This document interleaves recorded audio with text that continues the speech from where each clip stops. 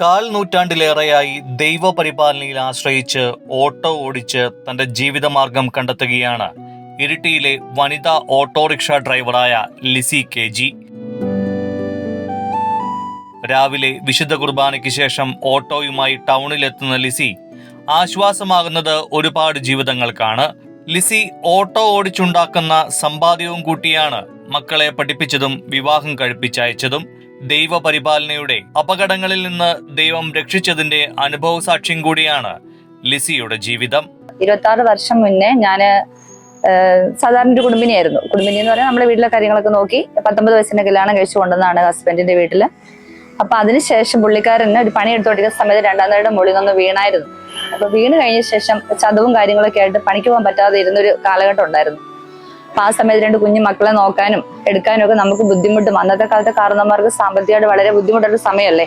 അപ്പൊ അവരുടെ കാര്യങ്ങൾ നോക്കാൻ എടുക്കാനൊന്നും പറ്റാതെ നമുക്ക് ആരും സഹായിക്കാൻ ഇല്ലായിരുന്ന സമയത്താണ് എങ്ങനെ മുന്നോട്ട് ജീവിക്കുമെന്ന് വിചാരിച്ച സമയത്താണ് ഒരു വാഹനം ഓടിക്കാൻ പോയാലോ എന്നുള്ള ആഗ്രഹം വന്നത്. അപ്പൊ ആഗ്രഹം വന്ന സമയത്ത് ആഗ്രഹം പറയുമ്പോൾ വീട്ടിൽ ആദ്യം ചെറിയ എതിർപ്പൊക്കെ ഉണ്ടായിരുന്നു. പക്ഷെ പുള്ളിക്കാരന് കുഴപ്പമൊന്നുമില്ലായിരുന്നു കേട്ടോ. പക്ഷെ ബാക്കിയുള്ളവർക്കൊക്കെ ഒരു പ്രശ്നമായിരുന്നു. കാരണം വെച്ച് കഴിഞ്ഞാൽ ഈ വണ്ടി ഓടിക്കാൻ ഒരു പെണ്ണുങ്ങൾ പോവുക, ഇത് ചെറിയ പ്രായത്തിൽ ഇറങ്ങുക, അതൊക്കെ ഒരു വിഷമമുള്ളൊരു കാര്യമായിരുന്നു അന്ന്. പക്ഷേ നമുക്കിപ്പോ ജീവിക്കാൻ വേറെ മാർഗമൊന്നുമില്ലല്ലോ, നമുക്ക് കൊണ്ടുതരാൻ ആരുമില്ല. അന്നേരപ്പോഴാണ് ചാസിന്റെ പെങ്ങളുടെ മകൻ എന്നോട് ഇങ്ങനെ പറഞ്ഞു, ചേച്ചി വണ്ടി ഓടിക്കാൻ താല്പര്യം ഉണ്ടെങ്കിൽ നമുക്ക് വണ്ടി ഓടിക്കാം എന്ന് പറഞ്ഞിട്ട് അവനാണ് എന്നെ ഫീൽഡിലേക്ക് ഇറക്കിയത്. അപ്പൊ നമ്മൾ ആ വണ്ടി ഓടിക്കാൻ വേണ്ടി വന്ന കാലഘട്ടത്തിൽ നമുക്കിത് പഠിക്കാനൊക്കെ ഇച്ചിരി ബുദ്ധിമുട്ടൊക്കെ തന്നെയായിരുന്നു. പക്ഷെ എന്നാലും നമ്മൾ പഠിച്ചെടുക്കൂലോ. പഠിച്ചു മുന്നോട്ട് പോകുന്നതിന് ശേഷം പിന്നെ നമുക്ക് വാഹനമില്ല. കാരണം പഠിച്ചെല്ലാം കഴിഞ്ഞ് ലൈസൻസും കിട്ടി കഴിഞ്ഞപ്പോൾ നമ്മൾ വീട്ടിലിരിക്കുക, ഇതിനൊരു വാഹനം കിട്ടുന്നില്ല, ആരും നമുക്ക് വാഹനം തരുന്നില്ല. അപ്പോഴാണ് നമുക്ക് എൻ്റെ പപ്പ എന്നെ കെട്ടിക്കുന്ന സമയത്ത് എനിക്ക് സ്വർണ്ണമൊക്കെ തന്നിട്ടുണ്ടായിരുന്നേ. അതെല്ലാം കൂടെ പണയം വെച്ച് നമ്മളൊരു വണ്ടി എടുത്തു.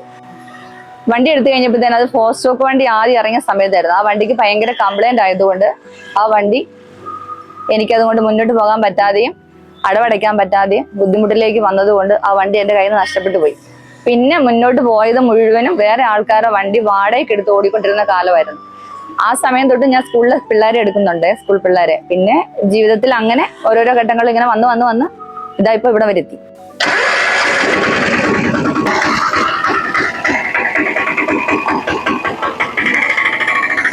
വണ്ടി ഓടിച്ച് നമ്മൾ ടൗണിലേക്ക് വന്ന്, ഞാൻ പറഞ്ഞല്ലോ നമുക്ക് പിന്നെ സ്വന്തമായിട്ട് വണ്ടി ഇല്ലാത്തതുകൊണ്ട് ഓരോ ആൾക്കാരെടുത്തും പോയിട്ട് എനിക്കൊരു വണ്ടി തരാവോ എന്ന് ചോദിച്ചിട്ട് ഒരു കാലഘട്ടം. ചിലർ നമുക്ക് വണ്ടി തരും.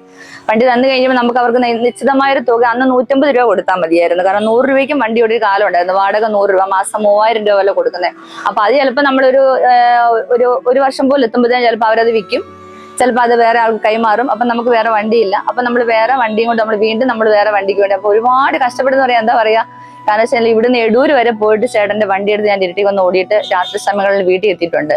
അങ്ങനെ പോയ സമയത്താണ് വീണ്ടും കുറച്ച് നമുക്ക് അടുപ്പുള്ള ഒരു മനുഷ്യന്റെ വണ്ടി വീണ്ടും നമ്മൾ എടുത്തു.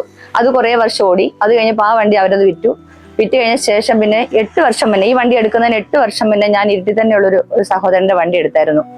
ആ വ്യക്തിക്ക് ഞാൻ മാസം 5000 രൂപ മാസം കൊടുക്കണമായിരുന്നു.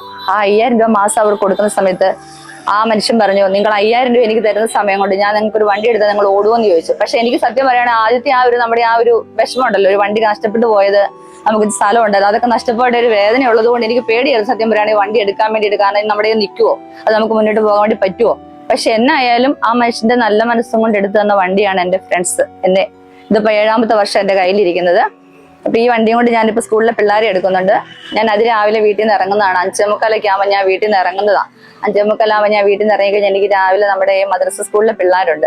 ആ പിള്ളേരെ ഞാൻ ഇറക്കിയ ശേഷം ഈ ദേവാലയത്തിലാണ് ഞാൻ വന്ന് വിശുദ്ധ ബലി അർപ്പിക്കുന്നത്.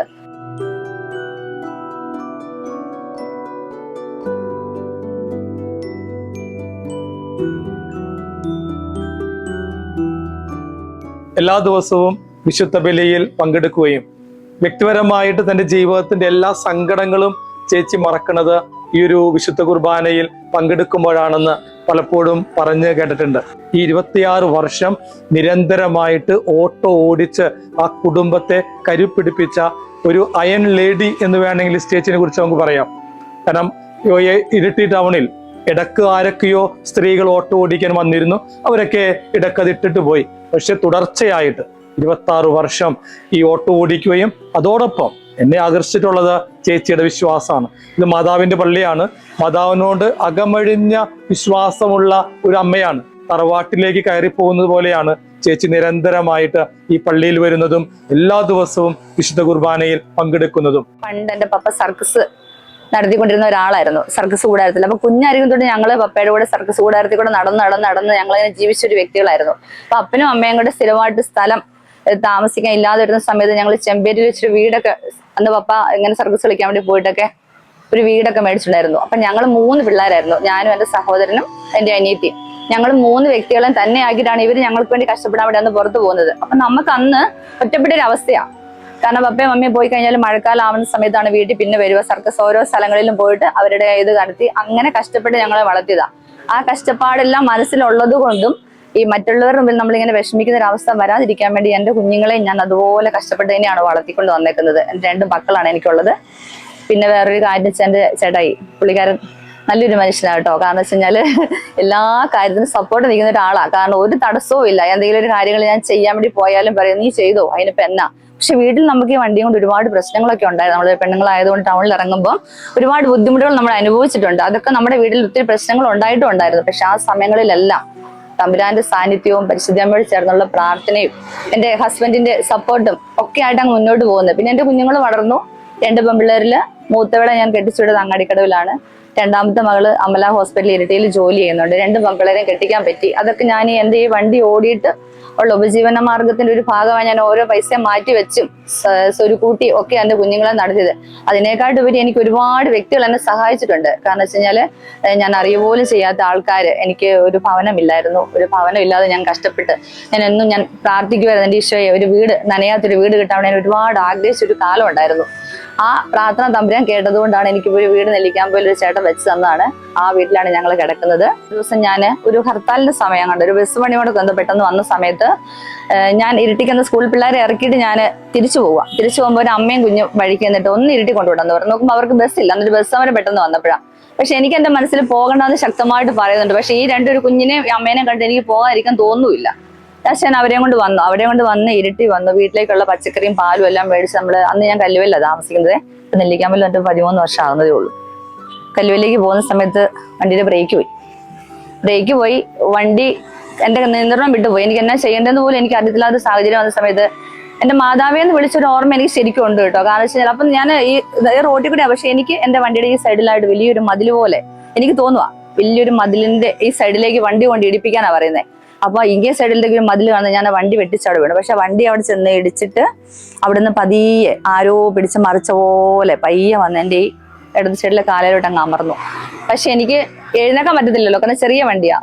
ആ വണ്ടി എടുക്കാൻ വേണ്ടി നോക്കുമ്പോൾ അവിടെ സന്ധ്യാസമയം അവിടെ ആരും ഇല്ലായിരുന്നു. നോക്കുമ്പോൾ അവിടുന്ന് ഒരു ചേച്ചി എന്റെ കരച്ചിൽ കേട്ട് ഓടി വന്നു. അവരെല്ലാരും കൂടെ എന്റെ അത്രയും വലിയ വെയിറ്റുള്ള വണ്ടി എടുത്ത് എന്നെ അമല ഹോസ്പിറ്റലിൽ കൊണ്ടുവന്ന് നോക്കുമ്പോൾ എന്റെ കാലിനൊരു പൊട്ടൽ പോലും ഇല്ല. ചെറിയൊരു ചതഞ്ഞ പാട് മാത്രമേ ഉള്ളൂ. അപ്പൊ തമ്പുരാന്റെ ഒരു സാന്നിധ്യം ശരിക്കും അത് പറഞ്ഞറിയിക്കാൻ പറ്റില്ല. അത് പറയുമ്പോൾ തന്നെ എനിക്ക് അതിൻ്റെതായിരുന്നുണ്ട്. കാരണം വെച്ചാൽ അതുപോലെ അത്രയ്ക്ക് ഒരു വാഹനം നമ്മുടെ കാലേ വീണാൽ നമ്മുടെ എല്ല് പോലെങ്കിലും പൊട്ടത്തില്ലേ, അതുപോലും ഇല്ല. ചതഞ്ഞൊരു പാട്, ആ പാട് ഇപ്പോഴും ഉണ്ട്. പക്ഷെ ഒരു തുള്ളി ചൊകര പോലും പോയിട്ടില്ല എന്നുള്ളതാണ് ആ അത്ഭുതകരമായ ഇടപെടല്. ഞാൻ 12 വർഷമായി സത്യസേവ സിസ്റ്റേഴ്സിൻ്റെ കൂടെ ഈ ഷോപ്പിൽ വർക്ക് ചെയ്യുന്നു. എനിക്ക് അത്രയും വർഷം തൊട്ട് തന്നെ ചേച്ചീനെ അറിയാം. ചേച്ചി ഡ്രൈവ് ചെയ്ത് പോകുന്ന കാണുമ്പോൾ ഒക്കെ നമുക്ക് ഭയങ്കര ഒരു സന്തോഷമാണ്. ലേഡീസിന് ഒരു പ്രചോദനമാണ് ചേച്ചി. നമ്മുടെ സ്റ്റാൻഡുമായിട്ട് നല്ലൊരു ബന്ധമാണ്. നമ്മുടെ സഹപ്രവർത്തകരുമായിട്ടൊരു അങ്ങനെ ഒരു കടുപിടുത്തം അങ്ങനെ ഇല്ലാതെ ഒരു നല്ലൊരു ബന്ധങ്ങളാണ്. പിന്നെ എന്താ പറയുക, ചേച്ചിയെ പറ്റി പറയുന്നുണ്ടെങ്കിൽ ഒരുപാട് കാര്യങ്ങൾ പറയുന്നുണ്ട്. അപ്പോൾ എനക്കറിയുന്ന കാര്യങ്ങൾ ഇപ്പോൾ 1-2 കാര്യങ്ങൾ ഇപ്പം ചേച്ചി ചാരിറ്റബിൾ ട്രസ്റ്റും കാര്യങ്ങളും പിന്നെ പാവപ്പെട്ടവർക്കുള്ള അന്നദാനം ഉച്ചയൂണിൻ്റെ ഒരു സംവിധാനങ്ങളൊക്കെ ചേച്ചി നടത്തുന്നുണ്ട്. അപ്പോൾ നമ്മളെ ഇരട്ടിയെ സംബന്ധിച്ചിടത്തോളം ഒറ്റൊരു ലേഡീസുകളും അത് സ്ത്രീകൾക്കൊരു അഭിമാനം കൂടിയാണ്.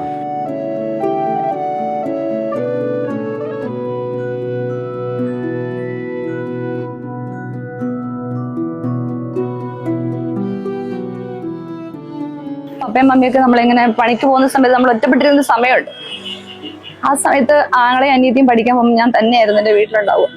ഒരുപാട് പ്രശ്നങ്ങൾ വന്ന സമയത്ത് എന്നെ എല്ലാവരും മാറ്റം തെറ്റിപ്പെട്ടൊരു സമയം ഉണ്ടായിരുന്നു ഒരുപാട്. കാരണം വെച്ച് കഴിഞ്ഞാല് നമുക്ക് ആ സമയങ്ങളിലെല്ലാം ഞാൻ എൻ്റെ മാതാവിനോട് മുട്ടിപ്പാട്ട് വിളിച്ചു ചേർന്ന് എന്നിങ്ങനെ പൊതിഞ്ഞ് സംരക്ഷിക്കുന്ന അനുഭവമൊക്കെ എനിക്ക് ഉണ്ടായിട്ടുണ്ട്.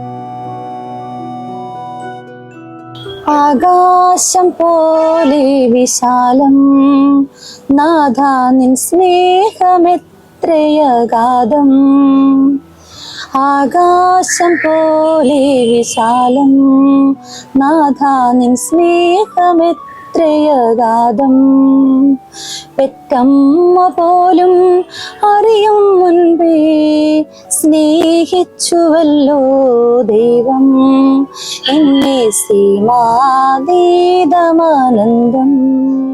ഈ 26 വർഷത്തിന്റെ ഇടയ്ക്ക് എനിക്ക് ഒരുപാട് നല്ല അനുഭവം ചീത്ത അനുഭവം ഉണ്ടായിട്ടുണ്ട്. പിന്നെ പണ്ടൊരു പ്രാവശ്യം ഒരു മനുഷ്യനെ ഒരു ആക്സിഡന്റ് പറ്റുമ്പോൾ എന്റെ കൺമുമ്പിലാണ് ആ മനുഷ്യൻ തെറിച്ചു വീഴുന്നത്. തെറിച്ച് വീണ് കഴിഞ്ഞപ്പോൾ ആ മനുഷ്യനെ എടുക്കാൻ വേണ്ടി ആ സ്റ്റാൻഡിൽ ഒറ്റ ഓട്ടോറിക്ഷക്കാരും പോയില്ല. കാരണം വെച്ച് കഴിഞ്ഞാൽ ഞാൻ അന്നേരം ഓടിപ്പോയി ഞാൻ ആ ചേട്ടനെയും കൊണ്ട് ഞാൻ അമല ഹോസ്പിറ്റലാണ് അന്നും പോയത്. അമല അവിടെ ചെന്ന് കഴിഞ്ഞപ്പോഴത്തേനും ചേട്ടന്റെ വീട്ടിലെ ആൾക്കാരെല്ലാം വന്നു. ഞാൻ അവരെല്ലാം വരുന്നോടം വരെ നോക്കി നിന്ന് ഏൽപ്പിച്ച് പോയി. പക്ഷെ ഒരു 2-3 ദിവസം കഴിഞ്ഞപ്പം ചേട്ടൻ മരിച്ചുപോയി. പക്ഷെ അല്ലാതെ തന്നെ ഒരുപാട് പേര്, കാരണം വെച്ച് കഴിഞ്ഞാൽ സുഖലാന്തോട് വണ്ടി വന്നിട്ടും വണ്ടിക്കകത്തിരുന്ന് കഴിയുമ്പോൾ ചിലപ്പോൾ അവർക്ക് പെട്ടെന്ന് എവിടെയും പോകാൻ പറ്റാത്ത സാഹചര്യം അടുത്ത ഹോസ്പിറ്റലിൽ കൊണ്ടാക്കുകയും അവരെ അവിടെ അതാത് ആൾക്കാരെ ഏൽപ്പിച്ചതിന് ശേഷം മാത്രമേ ഞാൻ എവിടെയും പോകാറുള്ളൂ. രോഗികളായിട്ടൊക്കെ പോകുമ്പോൾ തീരെ വയ്യാത്തവരൊക്കെ നമ്മുടെ വണ്ടി കയറും. അപ്പൊ അവരൊന്നും നമ്മളൊന്നും സാമ്പത്തികമായിട്ട് നമുക്ക് ഇല്ലാത്തവരാരും അധികം വരുന്നത്, നമ്മൾ അതിനെക്കുറിച്ച് ചിന്തിക്കാറില്ല. ഞാൻ എന്നെ സംബന്ധിച്ച് ഞാനിപ്പോൾ ഒരാള് എന്റെ വണ്ടി വന്നു കഴിഞ്ഞിട്ടുണ്ടെങ്കിൽ ഇനിയിപ്പോൾ പൈസ ഇല്ലെന്ന് പറഞ്ഞാൽ പോലും ഞാൻ അവരെ വെറുതെ കൊണ്ടുവിടും. കാരണം വെച്ച് കഴിഞ്ഞാൽ നമുക്ക് ജീവിതത്തിൽ ഞാൻ ചിന്തിക്കുന്ന നേരം വിളിക്കുമ്പോൾ നമ്മളൊരു സമയത്ത് ഇറങ്ങുമ്പോൾ നമ്മൾ വീട് ചെല്ലുമ്പോഴത്തേനും ഒരു നന്മയെങ്കിലും ചെയ്യണമെന്ന് ആഗ്രഹിക്കുന്ന ഒരു വ്യക്തിയാണ്. അപ്പൊ ഒരുപാട് രോഗികളെ, സുഖമില്ലാത്ത ഒത്തിരി ആൾക്കാരെ നമ്മൾ ആശുപത്രി കൊണ്ടുപോയിട്ടുണ്ട്, അവരെ വേറെ സ്ഥലത്ത് കൊണ്ട് ഏൽപ്പിച്ചിട്ടുണ്ട്. ഇപ്പൊ ഒരാൾ മാത്രമേ മരിച്ചു പോയിട്ടുള്ളൂ, ബാക്കി എല്ലാവരും രക്ഷപ്പെടുന്നുണ്ട്. പിന്നെ ആരെന്ത് എവിടെ വന്നാലും ഞാൻ അന്നേരം പോയി നോക്കും. കാരണം വെച്ചാൽ ആരാന്ന് അറിയത്തില്ലല്ലോ. കാരണം വെച്ചാൽ നമ്മുടെ വീട്ടിലുള്ള ഒരു വ്യക്തിയാണ് അവിടെ കിടക്കുന്നത് നമുക്ക് അറിയത്തില്ല. അതുകൊണ്ട് ചിലർ പറയും നീ എന്നത് അത് പറയാൻ വേണ്ടി പോകുന്നത്. പക്ഷെ അതല്ല, നമ്മൾ കാരണം ഒരാളുടെ ജീവൻ നഷ്ടപ്പെട്ടു പോകാൻ പാടില്ല.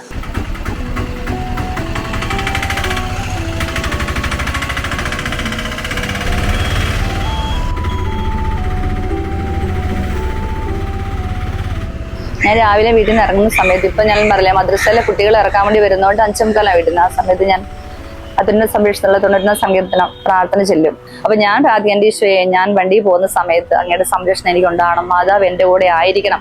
കാരണം ഞാൻ എന്റെ വാഹനത്തിൽ ഞാൻ തന്നെയായിരിക്കും, എന്ത് വന്നാലും എനിക്ക് വിഷമമില്ല. നമ്മുടെ കൂടെ വേറൊരു വ്യക്തികൾ ഉണ്ടാകുന്ന സമയത്ത് വരുമ്പോൾ അത് നമ്മുടെ ജീവിതത്തിൽ ഉടനീളം നമുക്കൊരു സങ്കടത്തിന്റെയും വേദനയുടെയും അവസ്ഥയിലൂടെ കടന്നു പോകും. അപ്പൊ കുഞ്ഞു മക്കളെ കൊണ്ടൊക്കെ പോകുമ്പോഴും മാതാവിന്റെ സംരക്ഷണം, ഈശോ എല്ലാവരുടെയും സംരക്ഷണം സമർപ്പിച്ച് പ്രാർത്ഥിച്ചിട്ടാണ് ഈ പിള്ളേരെ കൊണ്ട് വരെ ഞാൻ പോകുന്നത്. ഞാൻ ഓട്ടോറിക്ഷ ഓടിച്ചിട്ട് തന്നെയാണ് എന്റെ വീട്ടിലെ കാര്യങ്ങളെല്ലാം നടത്തിക്കൊണ്ടിരുന്നത്. പിന്നെ പണ്ട് കാലത്തൊക്കെ നമുക്ക് ഇഷ്ടം പോലെ പണികളുണ്ട്. ഇപ്പം നമുക്ക് ഒരുപാട് ഓട്ടങ്ങളൊന്നുമില്ല, ഒരുപാട് വണ്ടികളൊക്കെ വന്നതുകൊണ്ട്. എന്നാലും ഞാൻ എൻ്റെ മൂത്ത മോളെയും കൊച്ചിനെ എല്ലാം ഡിഗ്രി പഠിപ്പിച്ചു, മൂത്തോളെ +2 വരെ പഠിപ്പിച്ചു. അവളെ കെട്ടിക്കുന്ന സമയത്ത് എനിക്ക് ഒരുപാട് സഹായങ്ങളും മറ്റുള്ള വ്യക്തികളിലൂടെ തന്നിട്ടാണ്. കാരണം വെച്ചാൽ നമുക്കത് പിന്നെ ഗമ കാണിക്കേണ്ട ആവശ്യമൊന്നുമില്ല. കാരണം വെച്ചാൽ നമുക്ക് ഇല്ലെങ്കിൽ ഇല്ലാന്ന് പറയുന്നതിന് സങ്കടമൊന്നുമില്ല. ഞാൻ അങ്ങനെ ചിന്തിക്കുന്ന ഒരാളാണേ.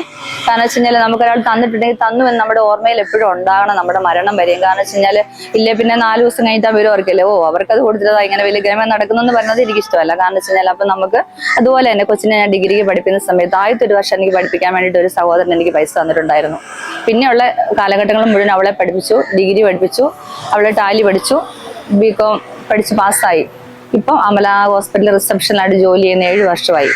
അവരുടെ ഹസ്ബൻഡ് ഇവിടെ ഇരിട്ടിയിൽ ചെറിയൊരു കടയിൽ ജോലി ചെയ്തുകൊണ്ടിരിക്കുക. മൂത്ത മോളുടെ ഹസ്ബൻഡ് മുനിസിപ്പൽ ഡിപ്പോയുടെ പ്രവർത്തനമാണ് അങ്ങാടിക്കടവിലെ.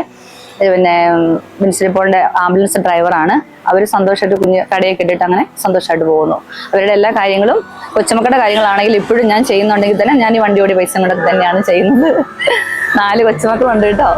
ആകാശങ്ങളിലിരിക്കും ഞങ്ങളുടെ അനശ്വരനായ പിതാവേ, അവിടുത്തെ നാമം വാഴ്ത്തപ്പെടണമേ, അവിടുത്തെ രാജ്യം വരേണമേ.